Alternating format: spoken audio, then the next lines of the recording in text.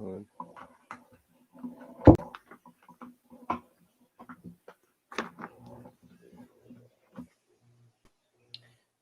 Hey guys, what's up? Yeah, it's about 5:27 in the afternoon. I am doing this as quickly as I can because, of course, it's an opportunity that has opened up. And when I heard about the opportunity opening up, I figured I'd take it. I would have done this earlier, except I was relaxing, kind of resting. Of course, I got to go back to work tomorrow. And also the fact that I had to give my dog a bath finally because she needed it. What, with all that said, I also had to get something to eat, which includes getting something to drink.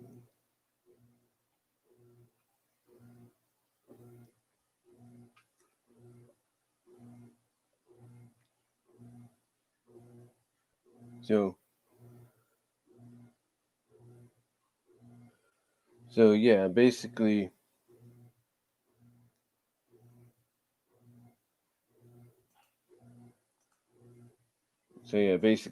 finally, I'm gonna do this. Like I said, as best I can. I was just looking up stuff here on Twitter. Is I link this to Twitter and various group pages.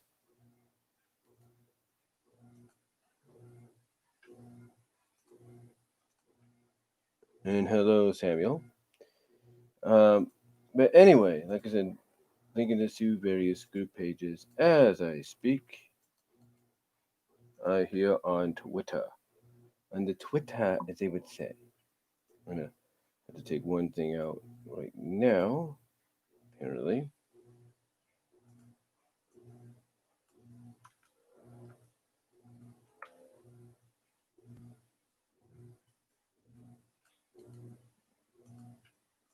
And had that later on. But yeah, the title basically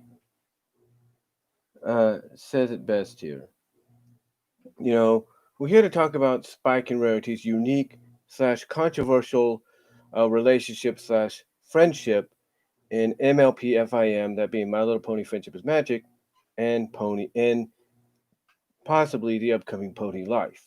Excuse me there.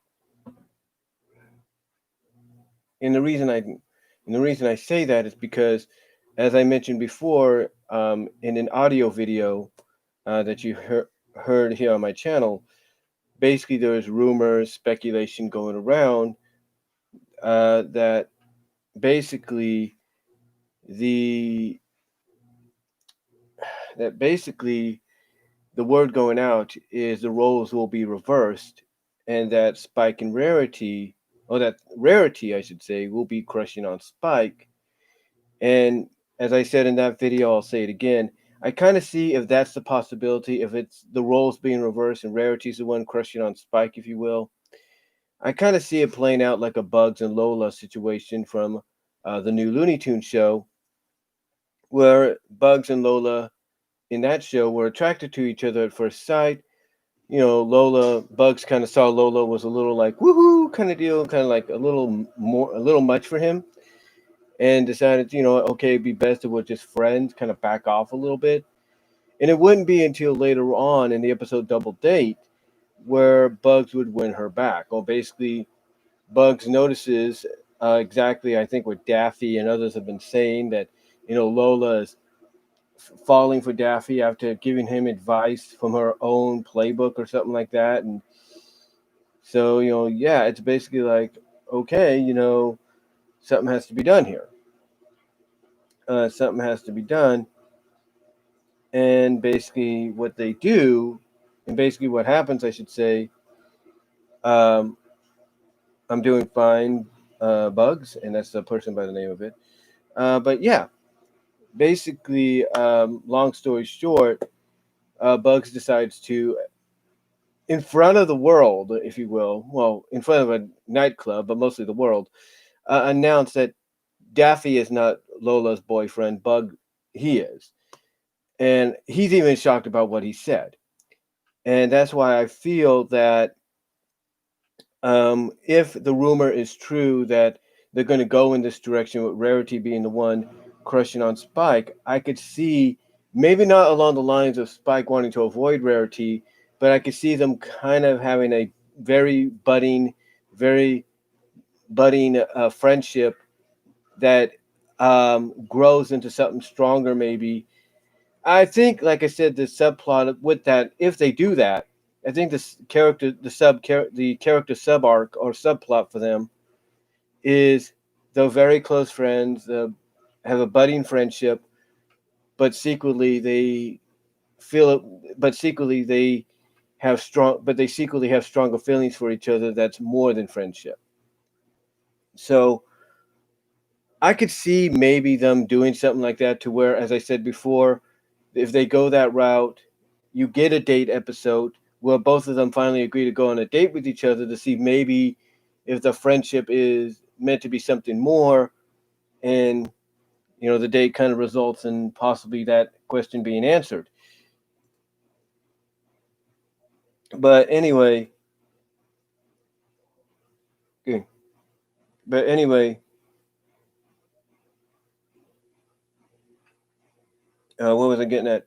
Oh yeah, but anyway, basically, you know, that's what we're here to talk about because of the fact that, um, you know, the relationship with Spike and Rarity, and I am doing this uncut, unscripted on the fly because I'm doing it live, of course. But the situation with Spike and Rarity, what makes their relationship, as the title says, unique and controversial at the same time in Friendship is Magic and possibly in Pony Life, as well as in the comics version of Friendship is Magic, which is going to be going the season 10 route, basically giving us that 10th season, but in comic book form. The reason it's unique and controversial is for the fact that basically, basically for the fact that when when it first got noted, I'll start it out like this because I'm also watching something here for a second. I never know. Like I said, opportunity is knocking, but I never know when it's going to close. I got to keep an eye on this. Um, but I'll turn that off because it is a little distracting. But like I said, um, basically, long story short, um, when you get when you look at Spike and Rarity's relationship, and what makes it unique and controversial is the way it started. Anybody that's followed the series since the beginning knows that Twilight and Spike went around Ponyville meeting up with finally meeting the friends she's meant to be with, the elements themselves, or the ponies that represent the elements themselves in person, from Applejack to Pinkie Pie to Rainbow Dash to Fluttershy. And when they get to Rarity, it's the first time that any of the ponies that they meet leaves a major impression on them, mostly Spike.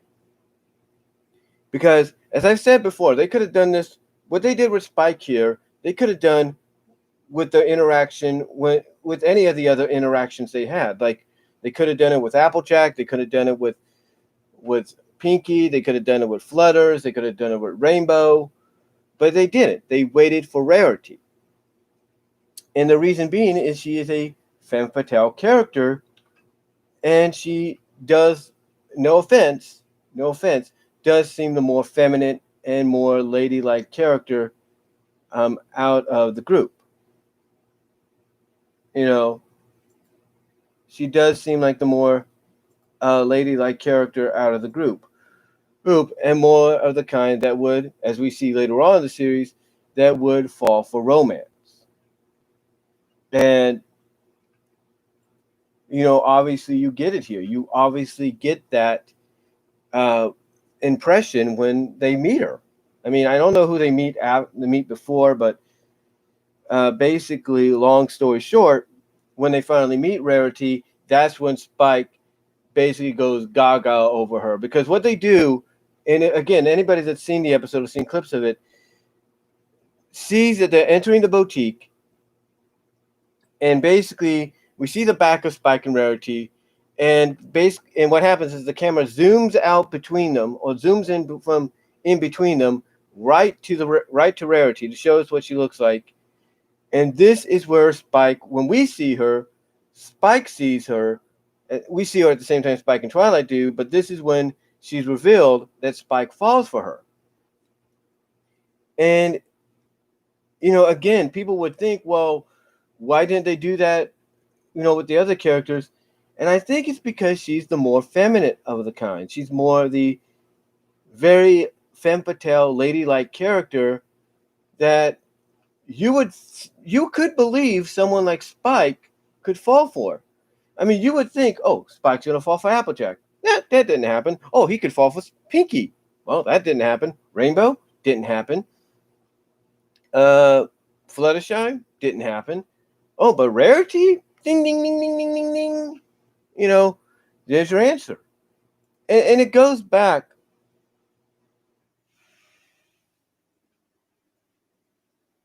And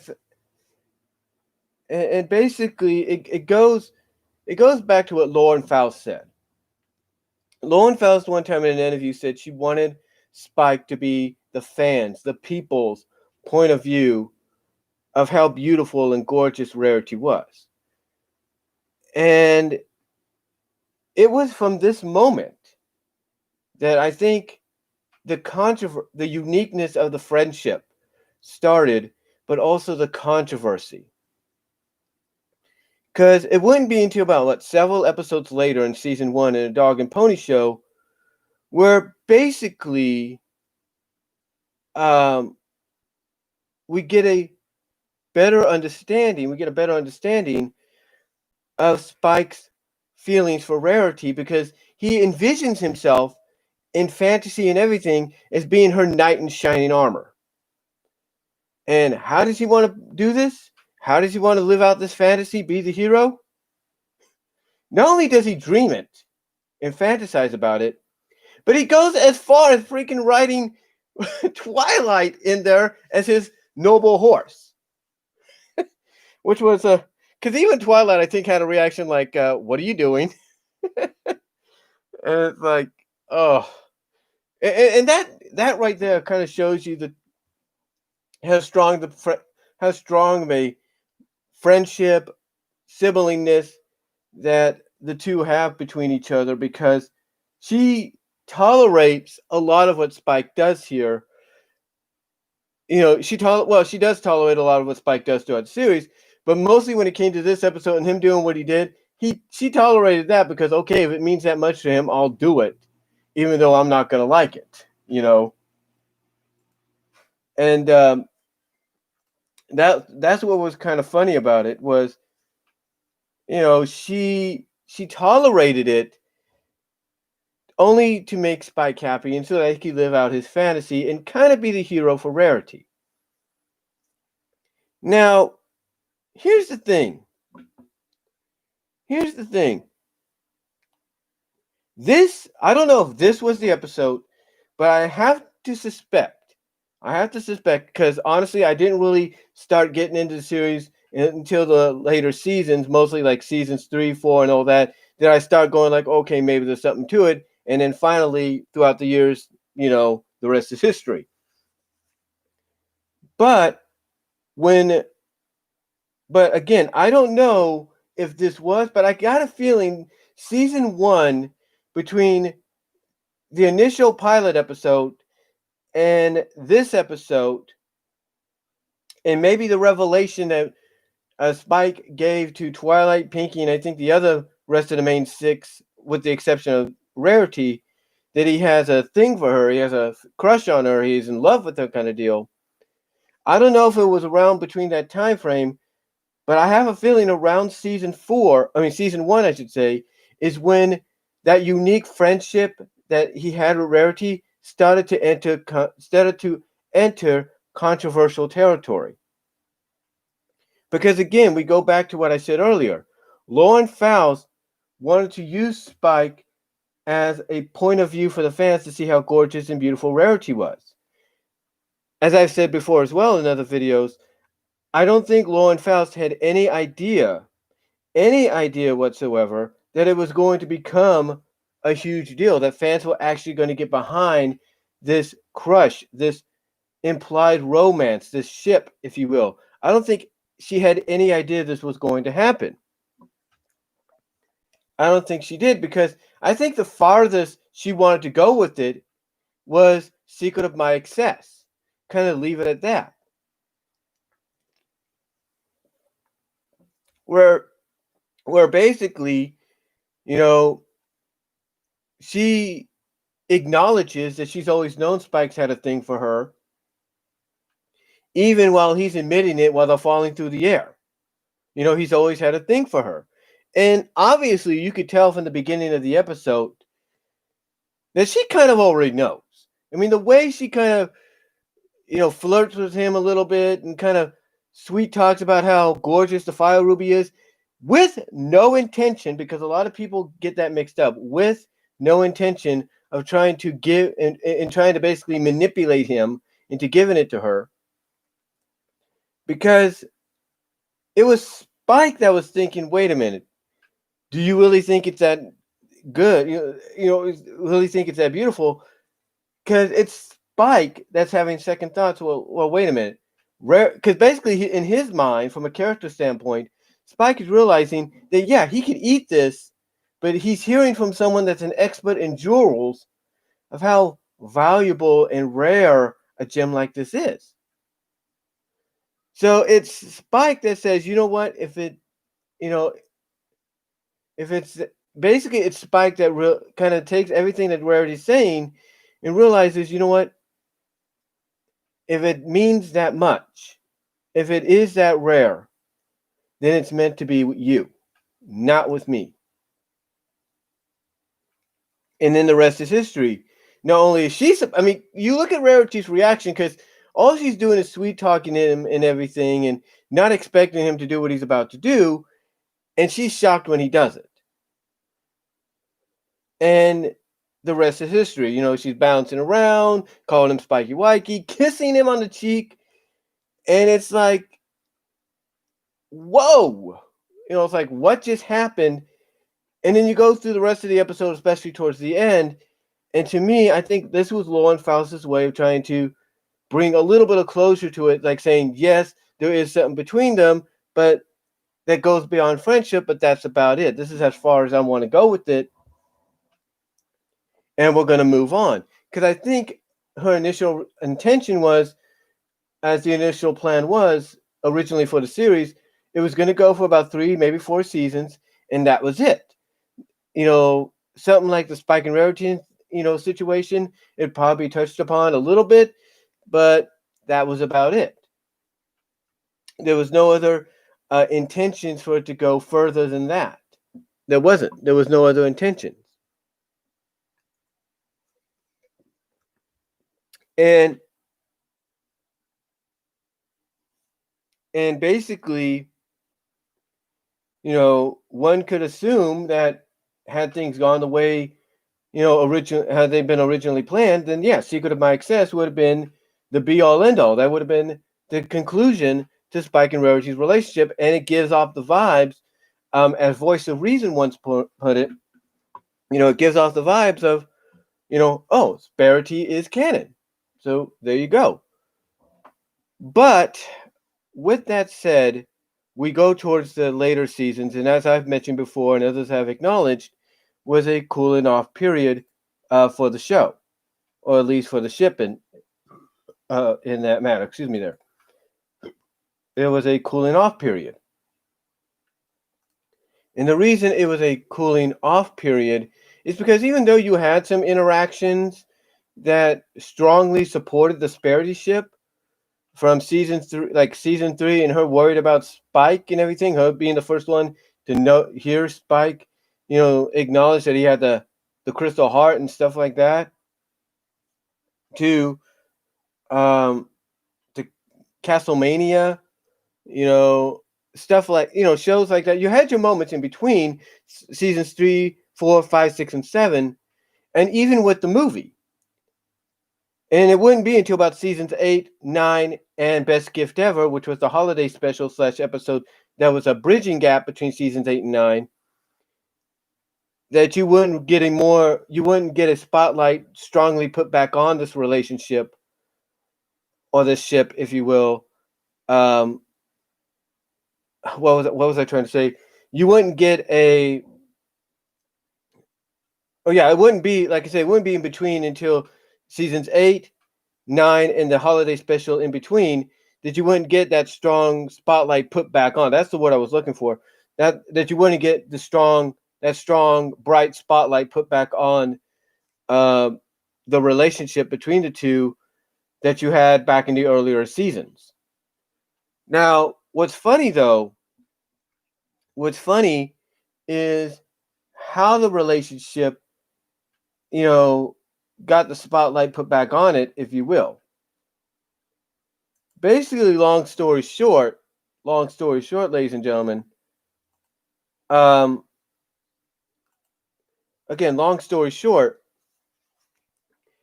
basically, when Lauren Faust stepped away from the show, stepped down as executive producer, Meghan McCarthy came in. Now, I bring up Meghan McCarthy because she said there was a moment. There was a moment at BabsCon 2014 where she basically said to a fan, because a fan in a Spike costume asked her, because they were doing a Q&A, asked her and the crew about Spike and Rarity and what was the status of, basically what the status of it was. And Meghan McCarthy basically said, flat out, that they're just friends and it's not going to be any more than that. That he's a kid, she's an adult, stuff like that, so on and so forth. And the rest of the crew agreed with her. The rest of the casting crew agreed with her. Well, a majority of the casting crew agreed with her. But the more I think about it, folks, the more I get this feeling that she only said that to save face. Here's what I mean. She says that, and yet, later on in the series, like I said, you get the moments throughout the rest of the season before, she steps away or steps down and Nicole Dubuque takes over. But you have her, step away. But basically, you have her say this, and yet you have moments still spread throughout seasons 3, 4, 5, 6, and 7. Mostly seasons 4, 5, 6, and 7. You still have it spread out. You still have moments of Sparity, Spike and Rarity spread throughout, including the movie. And you ask yourself, why would she? So what I'm trying to say is, so when you hear her say something like that back in 2014, and yet you still see evidence, Easter eggs, hints, if you will, spilled throughout, you wonder to yourself, why did she say that then? Why did she give that answer? And I think it's real simple. You see, the crew, obviously Meghan and the rest of the cast and crew of the show follow the fans. They follow what fans have to say on social media, like here on YouTube, Facebook, Twitter, Tumblr, you name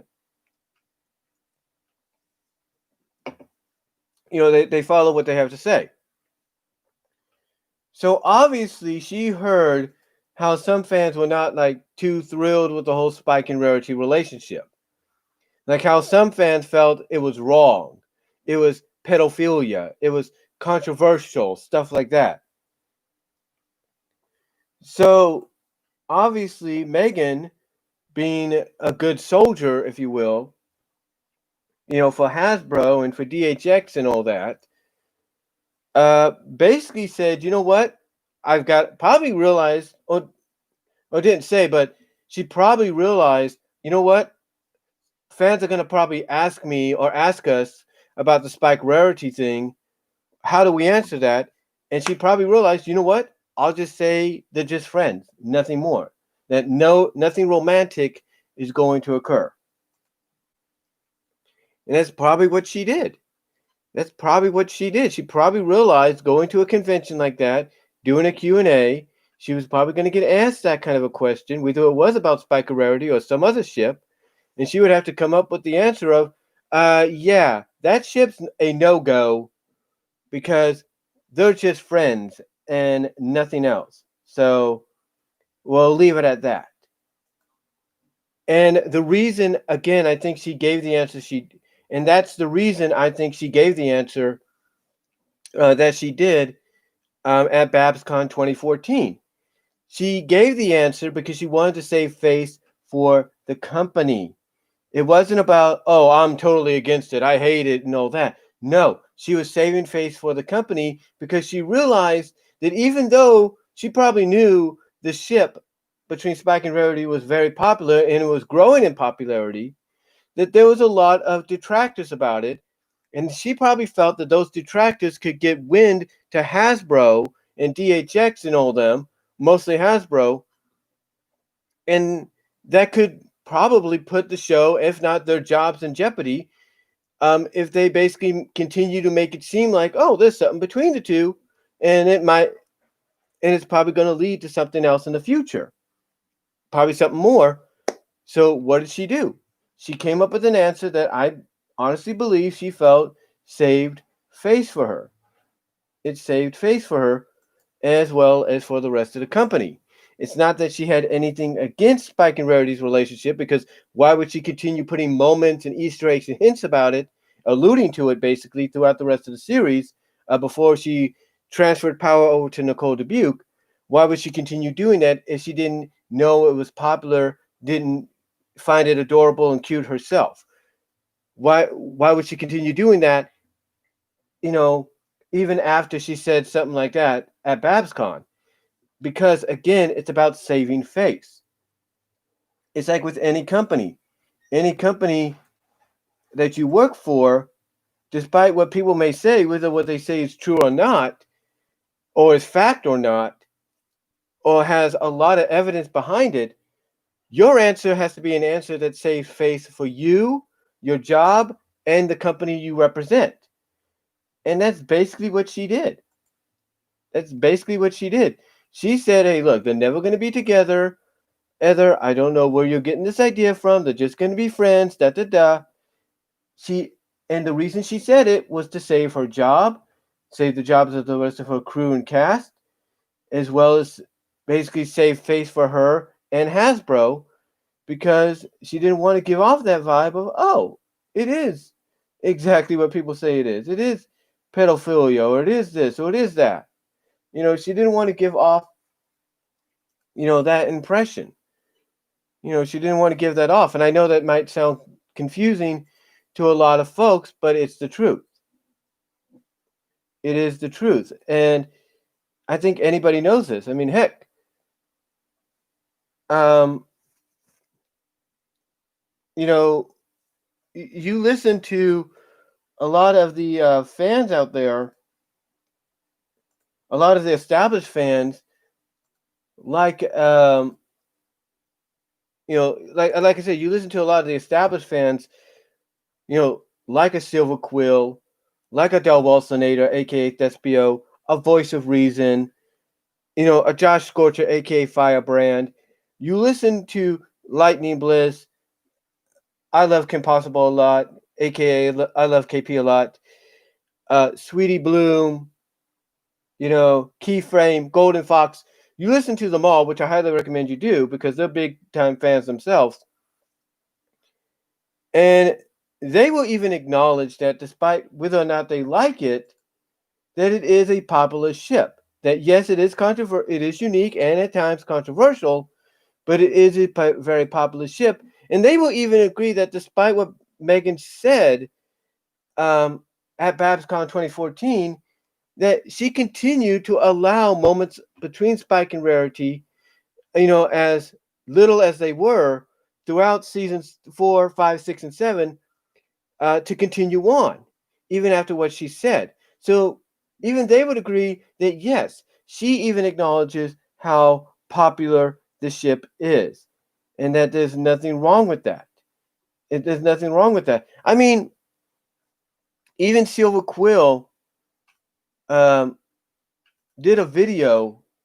Even Silver Quill did a video a couple of years ago where he said basically Oh, I think he was reviewing what was it? Oh yeah, he was reviewing Simple Ways. He was reviewing Simple Ways. And the first thing he talked about was the ships. And that basically he said the one thing that a lot of people should be saying. And that is if you like a certain ship, that's cool. That's cool with him. That if you like a certain ship, more power to you.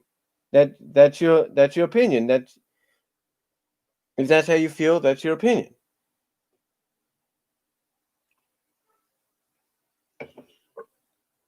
You know, that's your opinion and everything. Hold on for a second.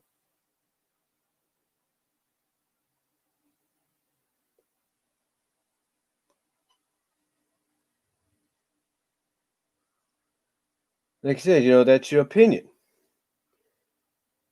If that's how you feel, that's your opinion and everything.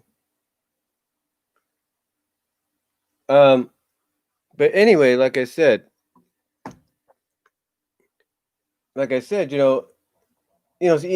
I was saying, even Silver Quill mentioned that, like, hey, if that's your fancy, if that's what keeps you in the fandom, more power to you.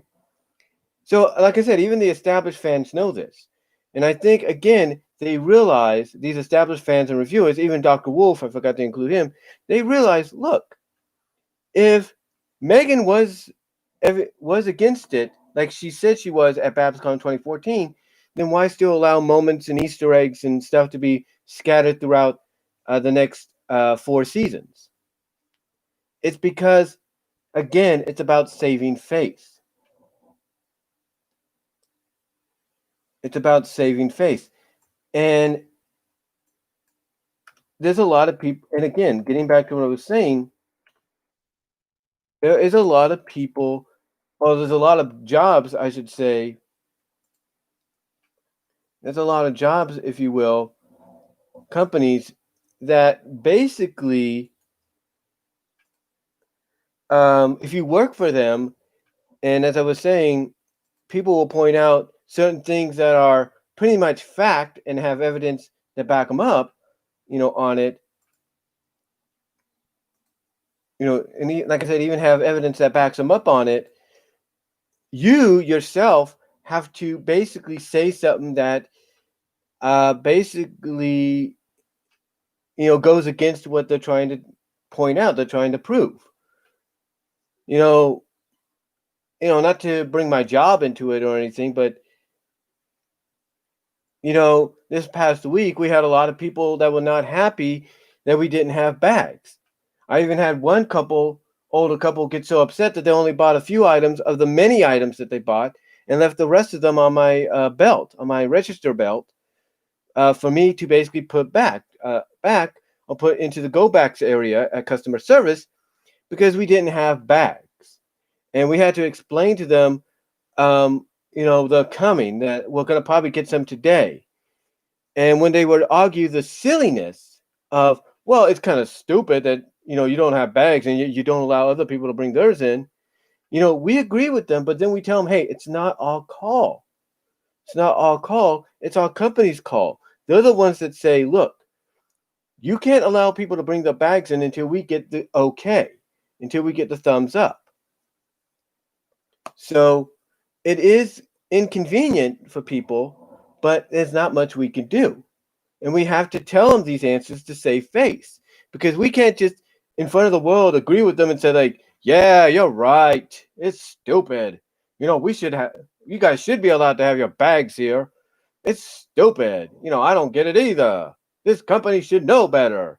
you know we can't do that. We got to give an answer that saves face for us, protects our jobs, protects the jobs of those that are our bosses, our managers, as well as protects the reputation of the company, if not that regional portion of the company. And that's a fact. That is a fact. And that's why Meghan McCarthy, in my opinion, said what she did at BabsCon 2014. She said it not because she's against the Spike and Rarity relationship and whether or not you should like it or not like it. She said it because it's saving face. It's saving face for her. It's saving face for the cast and crew. It's saving face for Hasbro. And in the turn, and mostly, it's saving their jobs. even though later on, like I said, in the next 4 seasons, including the movie, you would get moments spilled throughout that kind of contradict what she said.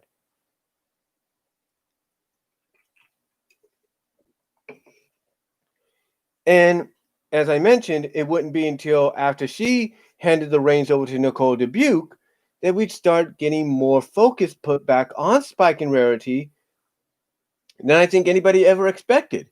And I think it's because Nicole Dubuque, who I think was working on the cast and crew, who was working as part of the crew, ghosting and all that, like ghost writing, ghost editing, whatever. I think Nicole, and she's even done a few MLP books as well. I think Nicole Dubuque was like, she was like, happy. Sorry, I don't understand. But I found something else. Do you want to know whether Dubuque is a good place to live? I don't know where that came from. Sorry, how do I? What? Could you try asking again? No. Loud and clear.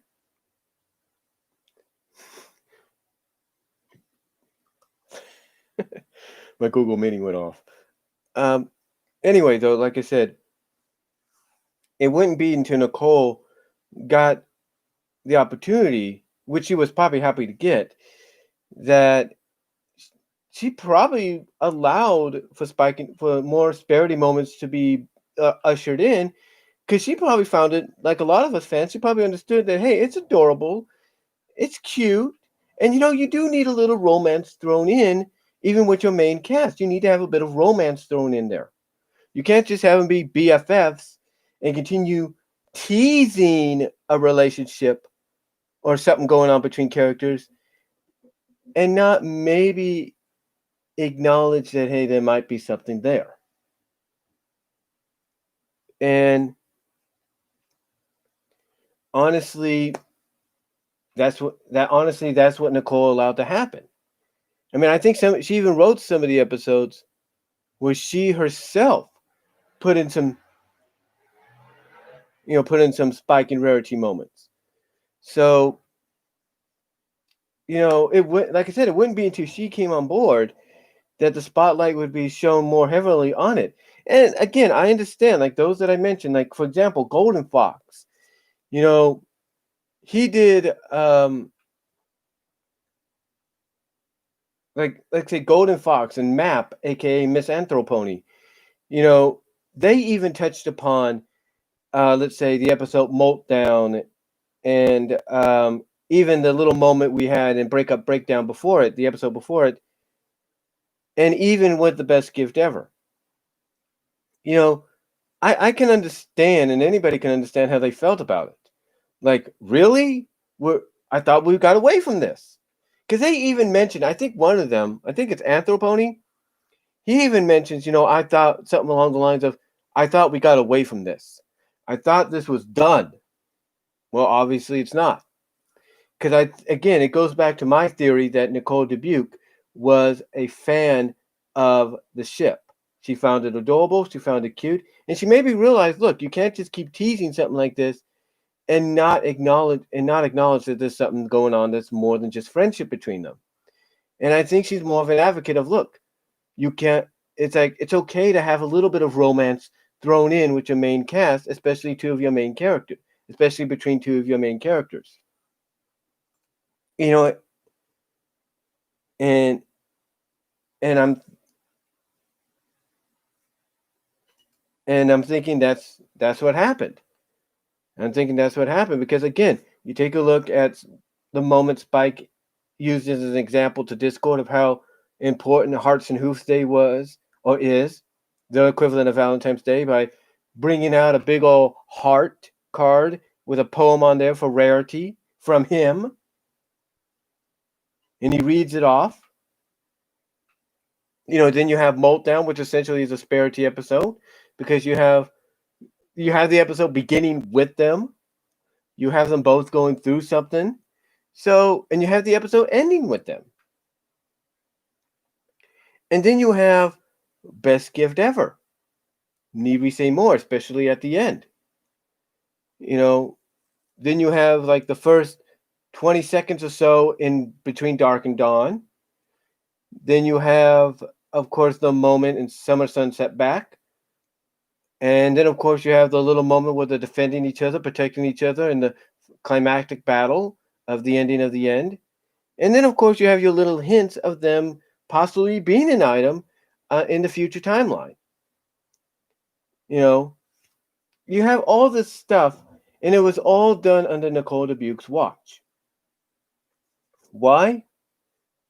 Because, again, the difference between her and Meghan is that she wasn't afraid to say, look, I like the couple. I like the ship. I think it's adorable. I think it's cute. Let's run with it. We can't just keep teasing something between the characters and not maybe put a little emphasis on the fact that there might be something more romantic between them. And again, going back to Anthropony and Golden Fox, as well as several others, I can understand how they feel. I can understand exactly how they feel. When they basically believe, I thought we were done with this, but you're not. It's still there. It's still there. And I think, in my opinion, I believe in my opinion that, yeah, I forgot Dragon Drop too. That's another episode. But like I said, I believe in my opinion that um, season 8 with the moment and breakup breakdown, meltdown, best gift ever. Then season 9, you had the 20-second moment or 20-second situation between Dark and Dawn, Dragon dropped, Summer Sunset back, as well as the moment of defending and protecting each other in the ending of the end, and then the possible indication, implication that there might be something more, that they might become more than just friends in the future.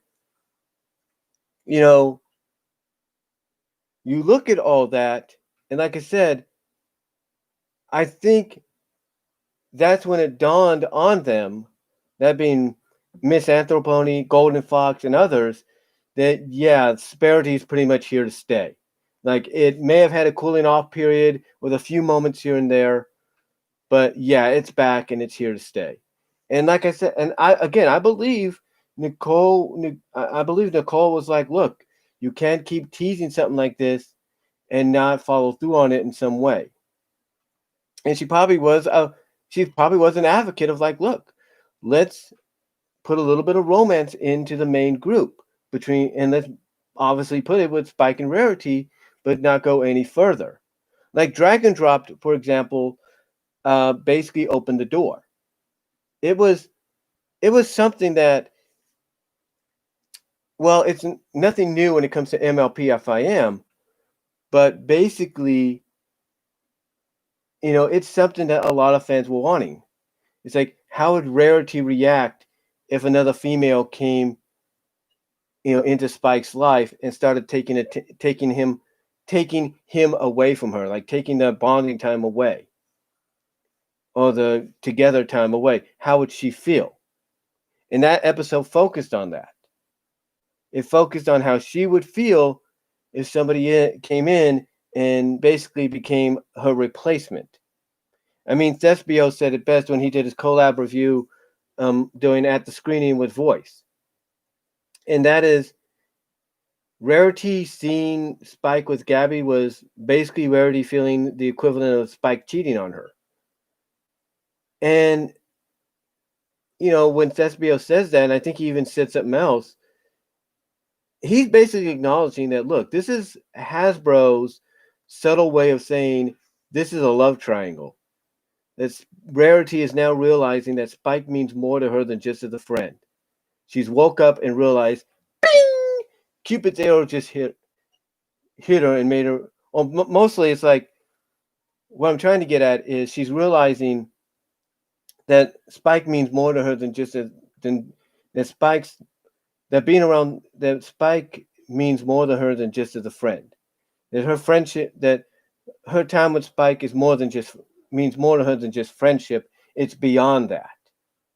And again, what I was trying to say is, it felt basically, when you look at Dragon Drop and the way she reacts, it's like the moment, Spike's being around with Gabby, it's kind of a unique moment of Cupid going like, bing! Okay, Rarity, wake up. Realize that your knight in shining armor has always been here. And he's right there, and now he's running off towards somebody else. Go get him.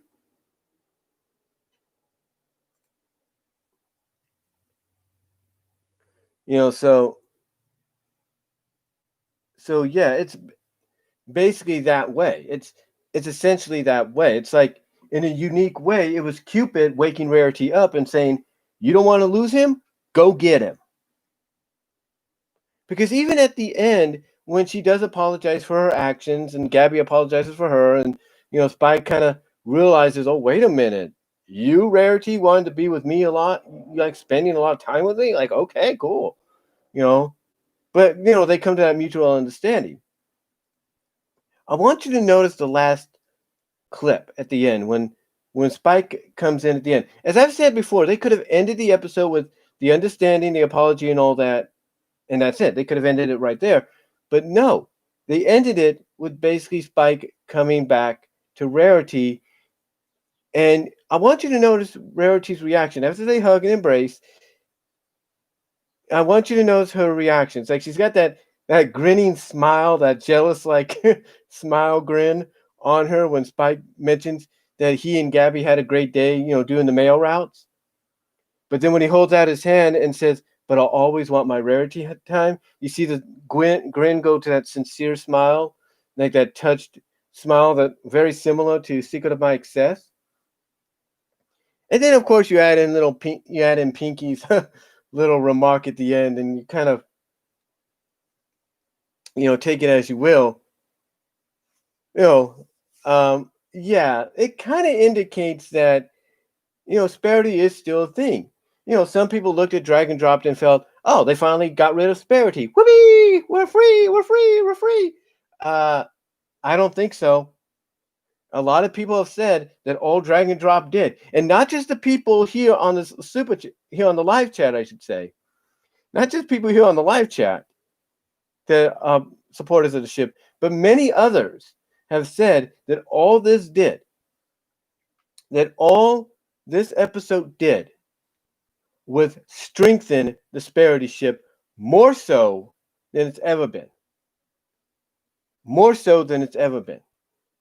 Pretty much a lot of people feel that even though it's not acknowledged or touched upon, that this pretty much began a relationship, boyfriend girlfriend kind of thing between the two later as the series went on. Because, like I said, you go on to them defending each other in the ending of the end, and it's like, that's something you've always wanted to see, especially them combining the powers. Again, and again, I said this before, I'll say it again. You take a look at that brief moment when they combine their powers, and for that brief moment before they get blasted away from each other by Chrysalis, their combined powers are out strengthening, they're out powering Chrysalis. And if you look at legend, you look at lore and any kind of fantasy or any kind of story, anytime a male and female's powers, combined together equal being greater than the adversary's powers, then it shows that there's something between them that's stronger than just a regular partnership or a regular friendship. And it's a fact. It's a fact.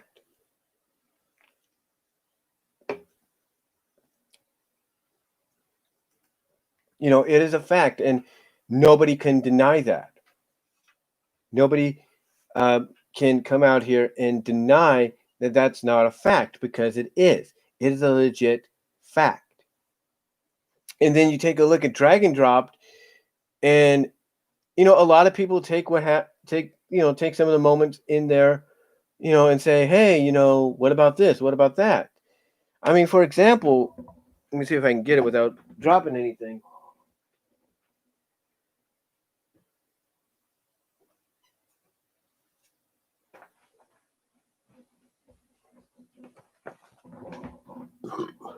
Drop myself there if I'm not careful. But when you take a look at this moment right here, of course, this is the ending of the show. But look who she's next to, and people point out that she had to come like from the side of Spike to stand right there. Now there is another picture. I don't think you can see it from here, but it's right there. It's the first group shot that they show during the final song when they after they arrive in Ponyville. Rarity is looking up at Spike. Now some people might say, well, so is Applejack. So is a Fluttershy in a sense. But more along the lines, it's Applejack looking. The only one that's looking up besides Rarity is Applejack, and that's it. And but it's mostly Rarity. And again, and another thing I want you to notice is when they walk off before Pinky does his first before we get the first solo on the song, which is by Pinky. I want you to notice that when Rarity walks off, Spike's walking off alongside her. So basically, the creators are like, "Yeah, we're not going to deny it anymore. There's something here. There's obvious. We can't." Well, basically, it's the creators in their own way not denying the fact anymore, or not denying anymore the fact that this fans aren't stupid. Fans are smart. They are smarter than we give them credit for. They see what's going on. Might as well run with it. And that's why, according to Jim Miller, they put in these moments that allow you to imply or interpretate that something happened between them. And as I've said before, I believe from a continuity standpoint, in my head canon, which could be close to actual head canon, not saying it is, but in my belief that they, in the future, they have a relationship that's kind of unique to where, yes, they have the Council of Friendship meeting once a moon, which is once a month. But basically, Spike and Rarity have a relationship that allows them to probably see each other more than that.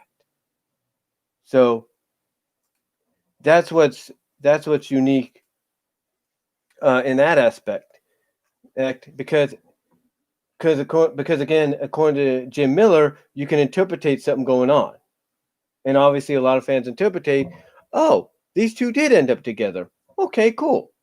I'm fine with that. I'm cool with that.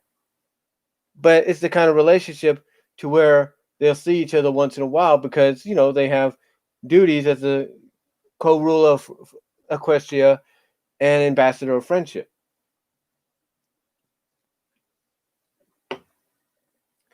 But with that said, it's not just the cartoon either, or the movie. I mean, the comics even allude to this. I mean, I've said it before, I'll say it again.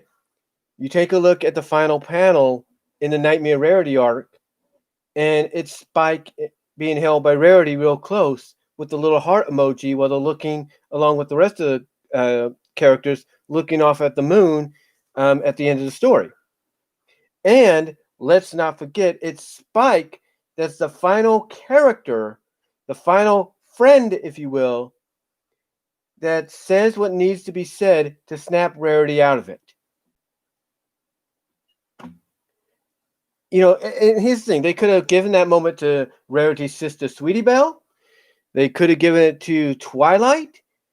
They could have given it to any other character in the main seven, if you will.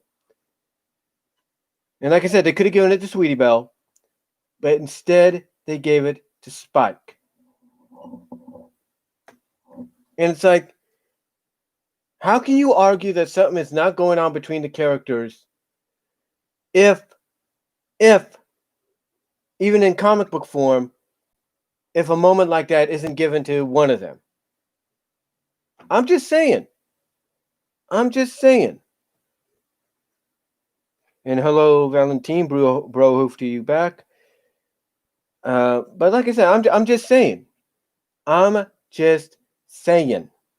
And then, as I mentioned earlier, Dragon Drop was to show Rarity being one of the main things about Dragon Drop was Rarity getting jealous, basically from anybody's own mindset, realizing how much she cares about Spike more than just as a friend. In other words, she LOVEs him more than just as a friend.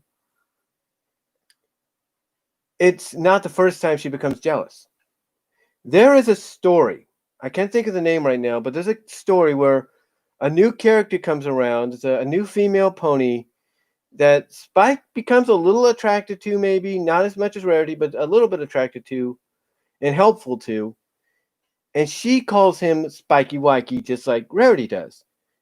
And according to one of the fandom Wikipedias, Rarity becomes jealous. Jealous. Why would Rarity become jealous of a baby dragon being called Spiky Wikey by somebody else? Why? Is it because that's her name for him and only her name? And she's the only pony that should say that? Or is she jealous because she's afraid she might be losing Spike to some pony else? I'm just saying. I'm just saying. And again, when you look at this relationship between the characters, you can look at it as unique and as controversial as you want, but years from now, people are going to look back on this and they're going to say, we're going to look back at the show and they're going to be like, and they're going to see basically this situation between Rarity and Spike and be like, and they'll be asking the same questions. They'll be like, so what were they implying? That they were in a relationship? That they were in love with each other? What's going on? You'll have the same kind of questions being asked. You'll have the in inquiries being asked and all that because, even 10 years from now, fans that are kids now will grow up and kind of think, were they trying to insinuate something? And some of them will realize that, yeah, they were. And, some of them might even be young siblings of a golden fox or a misanthrope or whoever was against the ship. And they'll be like, and I could see some of them going like, anthro, golden, or could be like anthro or golden. How can you guys not say this ship was real or should have been or shouldn't have been when obviously it was? I could see someone like a Golden or a Miss Anthro or anybody having someone that's young in their family grow up, watch the entire series, and as they get to an age where they have a better understanding, questioning why did they deny the fact that this was probably something that was real in the series, and they were against it when they should have just accepted it. You know what I'm saying? I could see something like that. I obviously can. Not saying it would happen, but I could see something like that happening in the fandom. Because when you get down to it, I don't like to crunch numbers or anything. I have to always do numbers at work with cash registers and all that. But point is, when you get down to it, when you look at the fandom as a whole, and you were to split it up in a sense, kind of look at it as a whole, but then kind of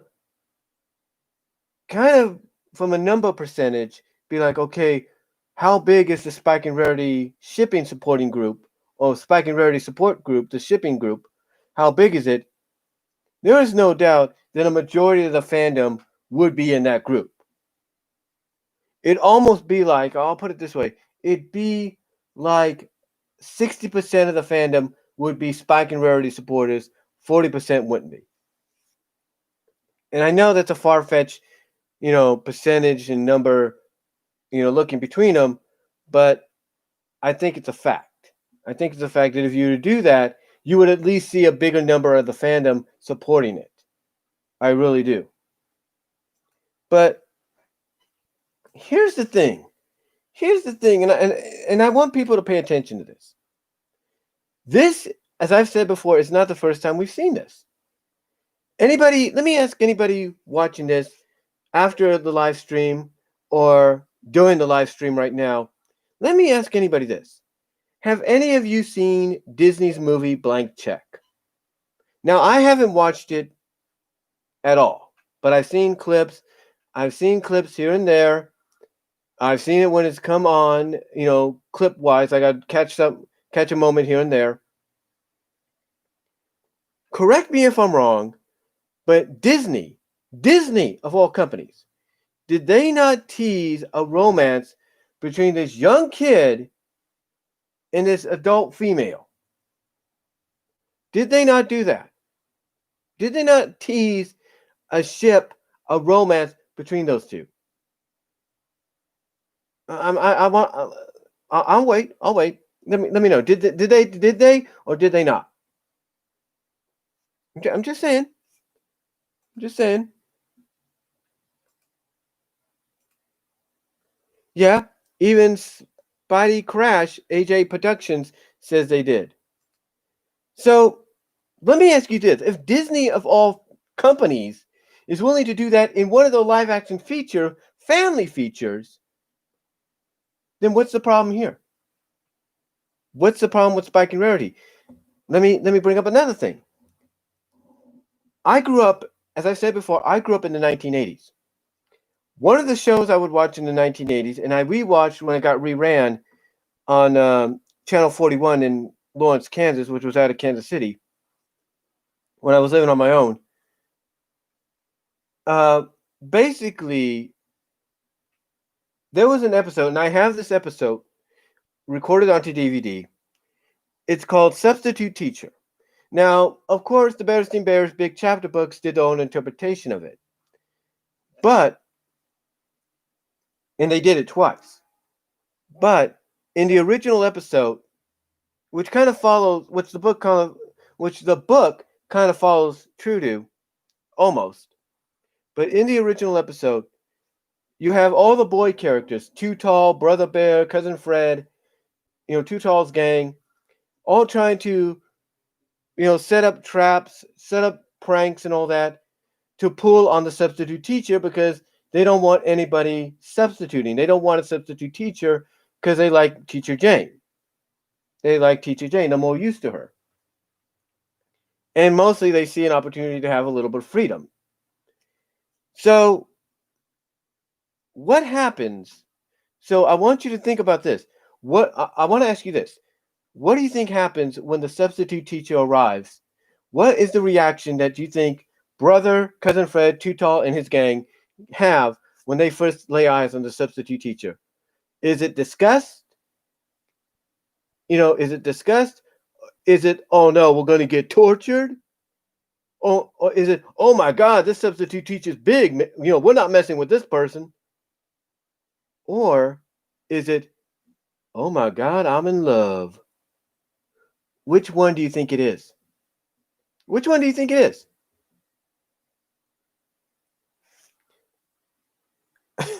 If you guess the latter of, oh, I'm in love, you'd be right. Because the teacher that substitutes with Teacher Jane is called Teacher Charlene. And the reaction the boys have is like, I've died and gone to heaven kind of deal. And it's very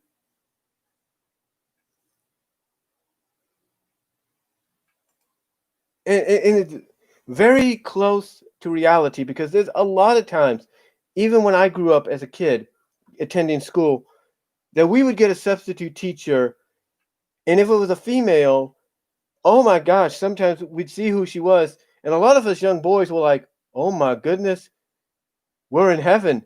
We don't mind having you as our substitute. Teach us everything, kind of deal. Well, not in that way, but you get the idea. But it was very true to life.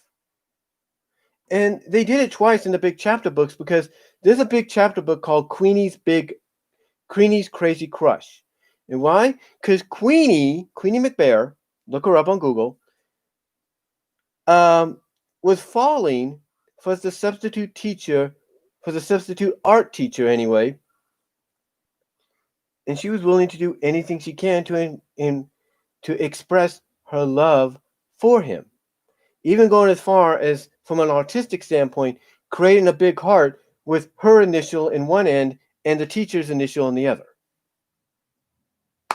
So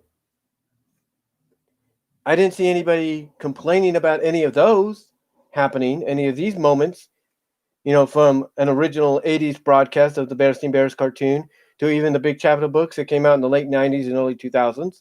I don't hear anybody complaining about those. Nor do I hear about this. And this is what really, really gets me. This is what I think really gets me. When Archie Comics had the license to publish the Sonic the Hedgehog comics, Tails of all characters, Tails of all characters was given multiple love interests. Multiple. The first one was Fiona Fox. Now, of course, it wasn't the real Fiona Fox, it was an animatronic. But still, that was the first. The second took place basically in the final, well, didn't take place, but was basically given foundation, if you will, was its foundation was given was well basically the groundwork, the foundation for it uh, was established, and it was in the final issue of the Tales three-part miniseries, and that was Tails and Barbary Koala. And what happens in the follow-up story? What happens in the follow-up story, which is part of the World Tour or arc that takes place after Endgame and all that, which has Tails and Sonic traveling the world, helping out what they can, trying to capture Nagus. What do you think happens when Tails and Sonic arrive in the Down Under? And Barbary sees Tails. Exactly. If you guess as she was all over him, you would not be mistaken. The first thing we see between them in the interaction is her kissing him on the cheek, leg up and all that. The kind of like the leg going up, kind of like whoop, uh, which indicates love. The holding of the hand when they go into action, she's like, "Yeah, come on, Tails," and then her blowing him a kiss, saying she'll miss him. It's like, so, so you're saying that Tails being with Barbary isn't a big deal? I mean, some people did touch upon it and feel like it didn't feel right, but it was a very small percentage because the rest of the fandom were cool with it. And then if Barbary and Fiona isn't enough, how about Mina or Mina? How do we pronounce the name? Mina/Mina Mongoose. What about her? What about her? Huh? It's established, whether you look at it as canon or you don't, it is established in the Mobius Years Later arc, whether it's 25 or 30 or whatever, mainly the Mobius Years Later arc. It is established that Tails and Mina, or Mina, depending on how you pronounce it, or how you pronounce it, I say Mina, basically are married and they have kids. They have kids. They have a daughter that's basically the striking image of a mom, just longer hair, called Melody, and they have a son called Sky. So, so let me ask you this: Mina is portrayed in the original timeline as being older, right? So, how did she end up with Tails in the future if he's younger? I'm just saying. I'm just saying, guys. I'm just saying. You know what I mean? I'm just saying. And nobody said anything about that.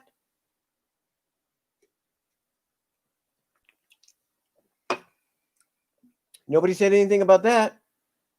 And then what's even funnier is there's a lot of fans that felt that there were hints in the comic that they pretty much capitalized on in their own stories, web comics, or art, that, or even animations, yeah, web comic, fan fiction stories, art, or web animations.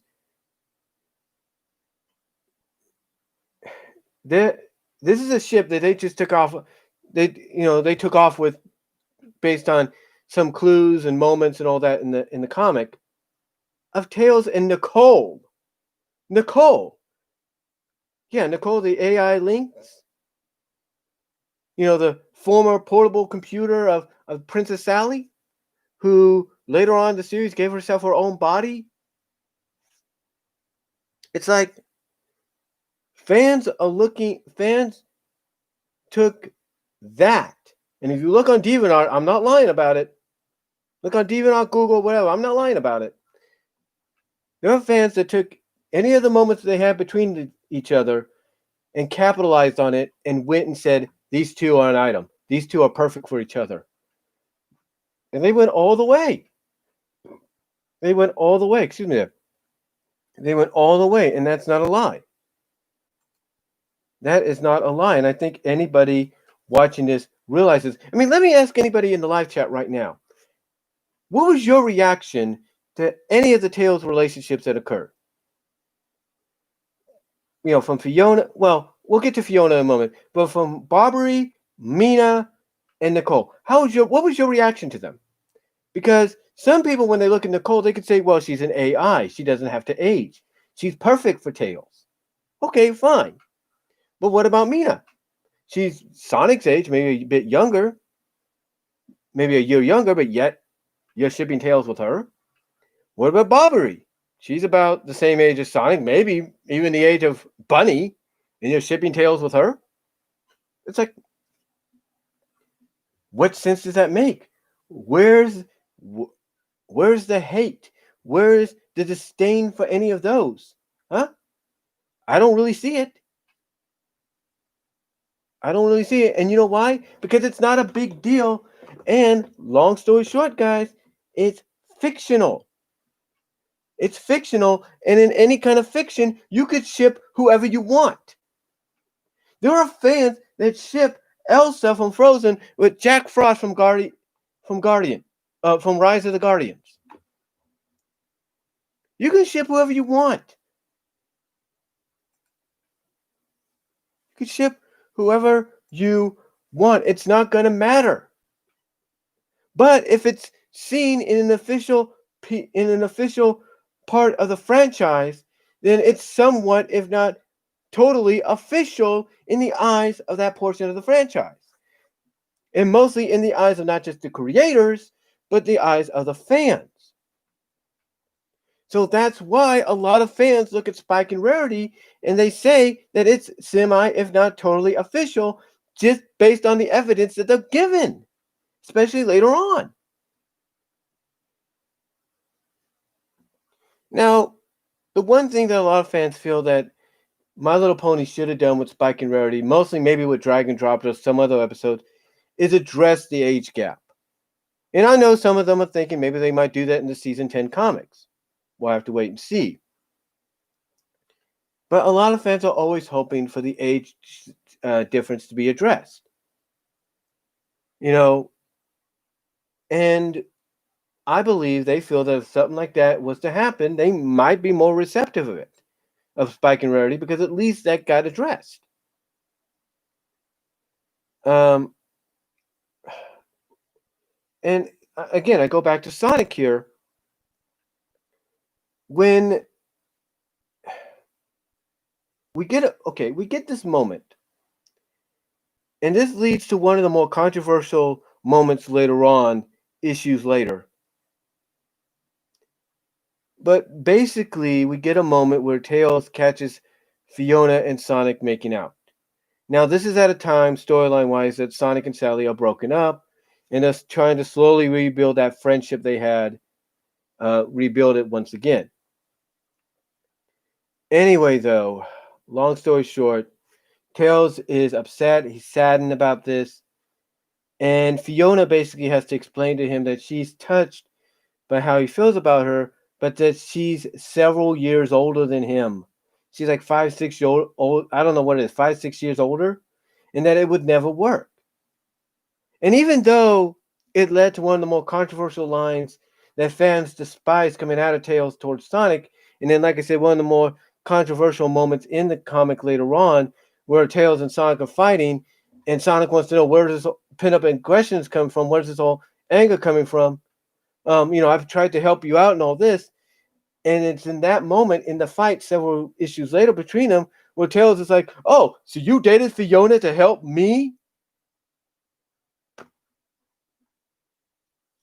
So it's like, even though it led to those moments, at least they addressed it. They didn't. Now, sure, fans didn't like the outcome later on, but they addressed it. But guess what? Fans still ship them. They still ship Tails and Fiona because they feel the best for each other. Because to them, it's the kind of love story, tragic love story that ends with a happy end. That could end with a happy ending. That's what they feel.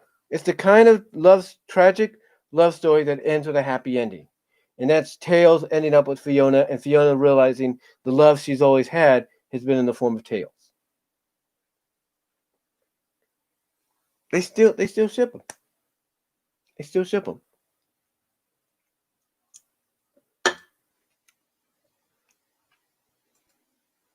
And again, it's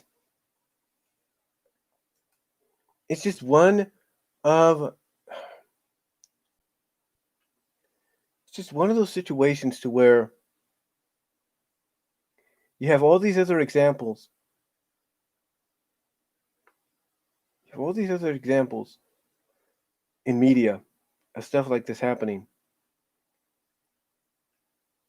And yet this thing between Spike and Rarity is one of the more unique, if not controversial ones to come out of a series like MLP.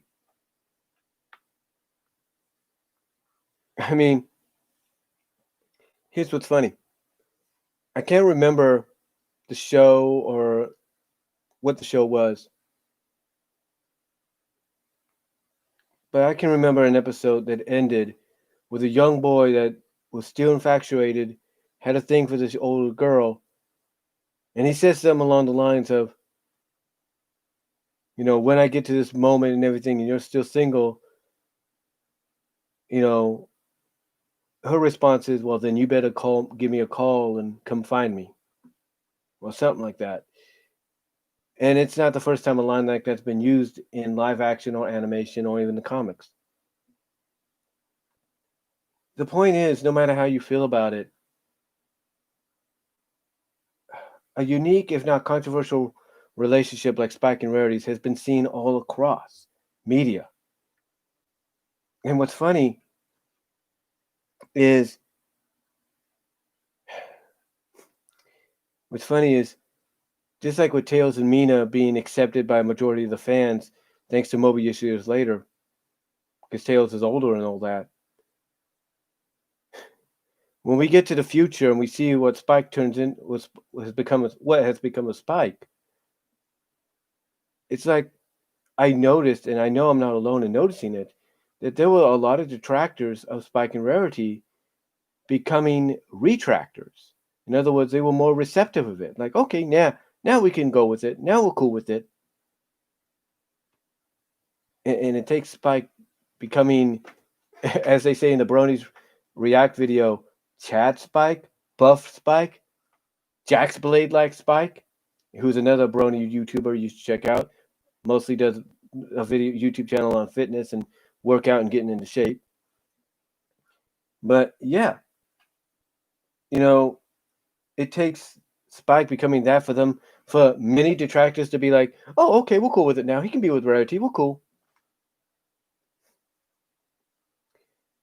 The one thing I will say that many of the established analysis and reviewers and fellow fans in this community, Brony and Pegasus alike, have said that's true about this fandom, or any fandom, as a matter of fact, is the hypocrisy. It's like one day you don't like it, but then all of a sudden the next day, oh, we're cool with it. Well, I like it now. It's just crazy. It's just so totally crazy. And I just don't understand why fans just don't see that, even though it was not flat out in your face, full on, flat out in your face confirmation of them being an item, that they can't accept the fact that pretty much there's a lot of evidence even up to the last episode, that indicates that yeah, there's something that something happened, that there was something there, and that was beyond friendship, and then something happened between them that evolved from friendship to relationship, boyfriend girlfriend wise.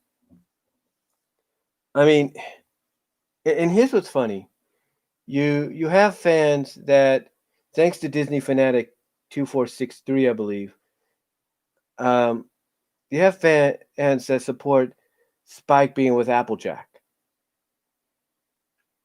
Oh, okay. So you don't want him to be with Rarity, but because one fan did the alternate universe, which again I look at as being 75% identical, 25% different, you're more receptive of Spike being with Applejack than him being with Rarity. I I think somebody said in a I think somebody put up a meme saying so Applejack's okay, Rarity's not, or something like that. Or like so Apple Spike's cool, Rare Spike is not, or something like that. And it's like it's a good point to bring up because why? What's the difference? And here's the biggest excuse people have. The biggest excuse people have, and I say this with all due respect, is because they feel Rarity manipulated and used Spike, and it wouldn't be until Dragon Drop that she realized maybe she cared about Spike more than just as a friend. I I don't know. I don't know. I mean, it's crazy. It's crazy to think that, you know. It's crazy to think that. But again, look, people are entitled to their opinions, and if they feel that way or felt that way, then fine. Then fine, that's cool. More power to them. But the only time I think Rarity had to kind of manipulate Spike a little bit was to get him to distract Twilight and Castlemania, and that was it, as far as I know. Now, I understand some fans are more okay with them being around each other and together if the episode just implies, oh, they're just friends. They're just friends. That's it. Cool. Bosom buddies. And again, that's if they feel that way, they feel that's the best way to represent Sparity. Fine, more power to them. But the fact of the matter is, no matter how you look at it, it's still an episode featuring Spike and Rarity, and fans are going to look at it in a similar way, if not a little bit more different. So it's it's just crazy to see, how controversial, how unique, and how a relationship based in a show meant to sell toys that became its own thing and lasted for nearly a decade on screen, still going strong. As a matter of fact, this morning and yesterday morning, they had a Pony Palooza, which, oh, by the way, yesterday morning, around 6 a.m. Pacific, had the full hour and a half series finale movie. And then next week's going to have Rainbow Road Trip.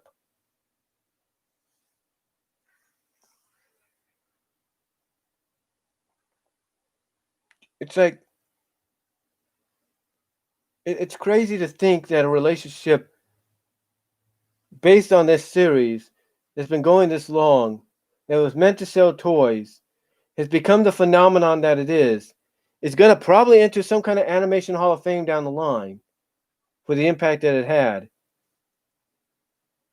It's hard to believe a relationship between two characters that a majority of the fans are behind and they support is so controversial. And yet any other example that's happened in previous media, movies, comic books, live action series, whatever, are completely ignored.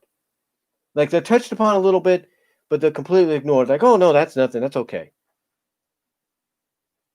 It's it's crazy to think that.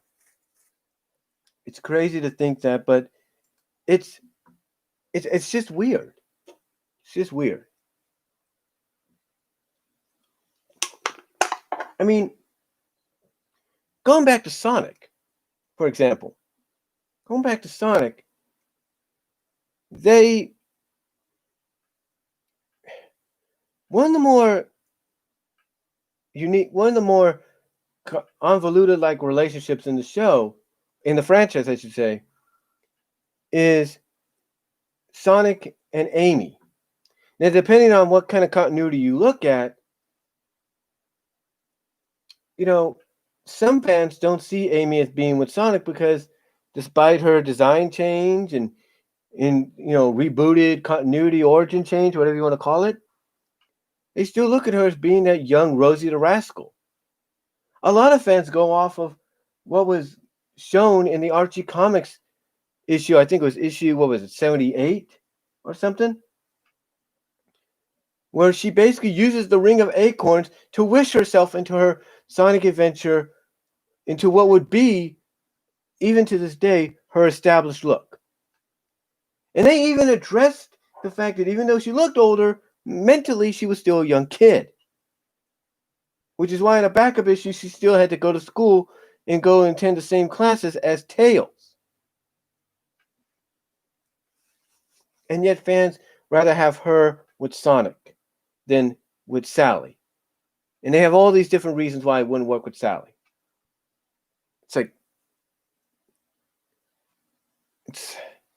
And yet fans still perceive Amy as being younger than Sonic. And yet you don't hear any, I mean, you hear it, but not as much. You don't hear, what I'm saying is you don't hear any real complaints of, oh, she's too young, it's wrong. It's like, seriously, dudes. I mean, here's the thing.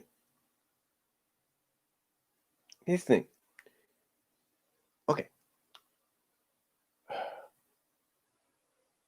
Let's take a look at gummy bears. I mentioned this in my best ships video, my 10 best ships video. And it was my opinion. I always felt that had they continued the series, Cubby and Sunny would have ended up together, maybe. I don't know how they would have done it, but they would have ended up together. And I know some people are like, well, that's not possible. They're like siblings. They live in the same glen, stuff like that. Right? They live in the same glen and all that. Okay, that's your opinion. But it's never really established that they're siblings. They just live in the same glen. And there's a lot of episodes where they're hanging out with each other. They're having adventures with each other.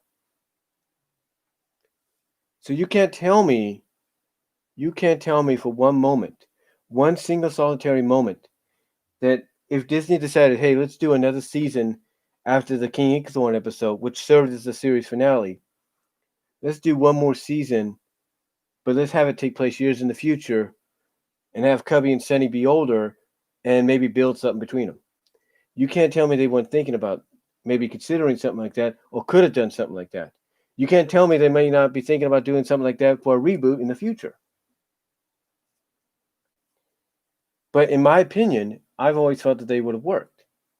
And yet, here's what's funny. You had Sunny crushing on Gusto Gummy, who's older than her. And yeah, they touched upon it a little bit in Rocking Chair Bear episode. But that's because she was going through the process of an age spell that was making her older a lot faster than she normally should be aging. But even throughout most of that episode, but throughout most of the rest of the series, she was always crushing on him. She even, at the end of that episode, decides instead of finishing the work of art, or helping Gusto finish the work of art, or doing this or that, she'd rather play with Cubby. Point is, everybody has an opinion of who they feel is the right ship to be made. Everybody has an opinion to who they feel is best suited for each other. And in my opinion, I always felt Cubby and Sunny were best suited for each other, especially if they got a chance to be showcased as older versions of themselves.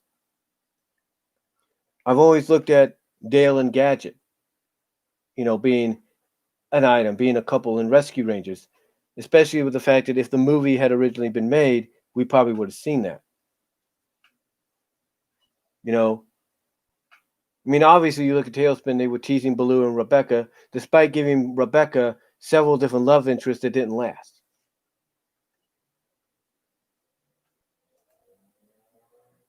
Point is, you know, no matter how you feel about a relationship or a potential ship being showcased in a series, like My Little Pony Friendship is Magic, or even Pony Life, where it's rumored that Rarity, as I said at the beginning, could be crushing on Spike, and it could be the kind of relationship to where they act as very close, you know, budding friends, but secretly have affection for each other that goes beyond friendship. And maybe that leads to a date episode that kind of probably puts them together in a unique way. So, but again, that's all based on speculation and rumor. The point, the point is, anytime something like this happens, it's always going to, it's always going to get a difference of opinions. People are going to be divided on it. Whether it showcases a character like Spike falling for Rarity, and then later on, Rarity realizing maybe how much Spike means to her, and maybe beyond friendship, or it's something like Tails and Barbary, or Tails and Mina in Sonic the Hedgehog, or something like what we had in Blank Check. It's like seriously. I mean, heck, I'll give you another example. I know it's an exception because he wished himself this way, but look at Tom Hanks's Big. There was a romance in there, but it was Tom Hanks portraying a young kid, 10-year-old kid, in an adult body. It's like, again, it's these kind of things that make you think, well, where's the reaction? Where's the where's the reaction? Where's the torches? Where's the flame? Where's the flaming torches and all that, if you will? To burn, to damage or burn that ship to the ground. Where's that? Point is, folks, everybody's going to have a difference of opinion. But when it comes, again, people are going to have a difference of opinion. Like I said, when you look at Sonic and you look at Tails' thing with Barbary Koala, you take a look at his thing with Mina Mongoose, and even somewhat of his thing with Fiona. Even outside of it, was fans pretty much saying, nah, these two are together. Or these two should be together. We're going to work on that. Or even this thing with Nicole. You don't hear nobody really complaining. So what's the problem here? I mean, what does it do? It takes Spike becoming buff Spike, add Spike, Jack's Blade Spike, in the future for some to be like, okay, we're cool with it now. It's like, again, it's the hypocrisy that really gets me. It's the hypocrisy that really, really gets me here with this fan base. It really does. But again, if you were to go to a convention, hopefully in the future, physically people will be able to do that. If you were to go to a convention and you were a moderator of a session or something, some kind of little session, let's say it's about shipping, and you wanted the group in attendance to split off into smaller groups of the ships they support. And let's say on one corner you have Big Mac Sugar Bell. The other corner you have Cadence, not Cadence, but on the other hand you have Spike Applejack. Another group you have, let's say you have Maud and you have Maud Pie and Mudbriar. And then in one corner, you have Spike and Rarity.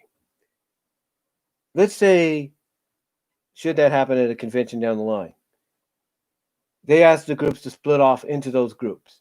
One representing, like I said, Spike and Applejack. One representing Big Mac Sugar Bell, Mod Pie, Mudbriar, um, Spike and Rarity. Where do you think a majority of that group is going to go? What ship do you think a majority of that group is going to divide? A majority of that group is going to divide towards, or head towards, or be in? Yeah, exactly. Spike and Rarity. I mean, I'm not an expert. I'm not a prophet or anything, but I could see Spike Rarity being the biggest group, Spike Applejack being second, Big Mac Sugar Bell being third, and Maud and Mudbriar being fourth. And that's just by those that would ship it. But I could see a majority of that room of guests, as going into those little groups. I could see a majority of them heading towards Spike and Rarity. And that's not a lie. Again, I'm not saying something like that would happen, but it's a fact. It is a fact of life that something like that could occur. Not saying it will, not saying it won't. But the fact is, no matter how you feel, guys, no matter how you feel about a ship in any kind of relationship, whether it is My Little Pony, whether it's Sonic the Hedgehog, whether it's Chippendale Rescue Rangers, anything from Disney, you know, whether it is, you know, this or that, it's always going to have people always going to have their opinions on it. People are always going to feel indifferent about it. A majority of the fans in the fandom may like it, and the majority of them may not. But that's their opinion. If that's how they feel, that's their opinion. The fact of the matter is, when you look at Spike and Rarity's relationship, I look at it as being a three-step deal. It's basically like it's that old saying of when you give a new writer the reins to write a story based on something that's already established and they go in a different direction, maybe one that's favorable, then obviously that changes things in a big, big way. It changes things in a huge way, even more so than anybody would expect. And it's up to the next writer to come in and try to follow through on that, or maybe try to fix the situation. And that's kind of how you look at Spike and Rarity's relationship under Lauren Faust, Meghan McCarthy, and Nicole Dubuque. Meghan McCarthy was cool with it. Not Meghan, Lauren Faust was cool with it, and originally probably wanted it to be concluded um, in Secret of My Excess, because the original plan was for the series to only run 3.5 to 4 seasons. And when it went beyond that, Meghan McCarthy took over, kind of slowed down the relationship, said what she did, as I mentioned earlier, to save face, in my opinion. And you guys probably agree with that, hopefully. Save face for her, the cast and crew, and mostly the company. So she slowed it down, only to have a few moments thrown in there here and there, because again, she said what she did to save face. It didn't mean she was against it. She just had to say something, because obviously she knew about the divide, right? And how a majority of the fans would bring up, oh, it's this, it represents this. So, she said what she did, in my opinion, to save face, even though she'll continue to allow moments to be between them to be shown, even with the movie. And then you have Nicole, who stepped in and basically said, you know what? Enough with the teasing. If we're going to kind of acknowledge and kind of imply that there's something going on between them that's beyond friendship, let's go all the way. And that's why you had the moment in Breakup Breakdown. That's why you had Meltdown. That's why you had Best Gift Ever. That's why you had the 20 seconds in Between Dark and Dawn. Dragon Dropped. That's why you had, like I said, like I said, that's why you had Dragon Drop, and that's why you had the moments in the ending of the end, as well as in the last problem, because it was a three-step deal, a three writer slash producer deal when it came to the show and it came to certain ships. That's what it was. And I'm pretty sure a lot of people were happy with the outcome in the end because, like Jim Miller said, even Nicole will back him up on this.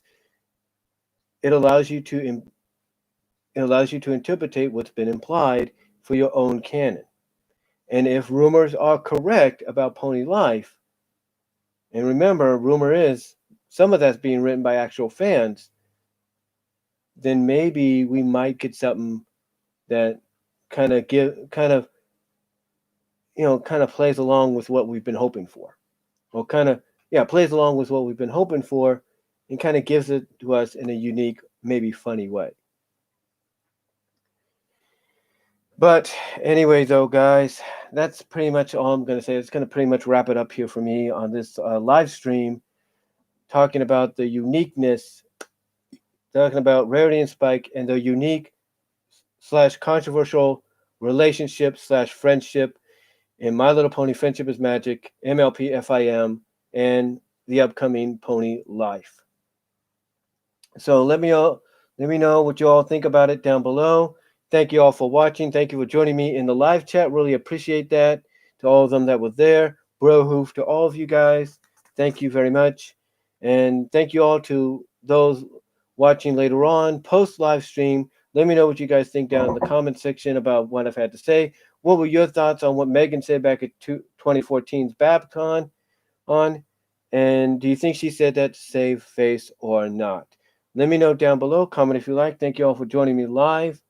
And I am out. God bless. Take care. Have a good evening.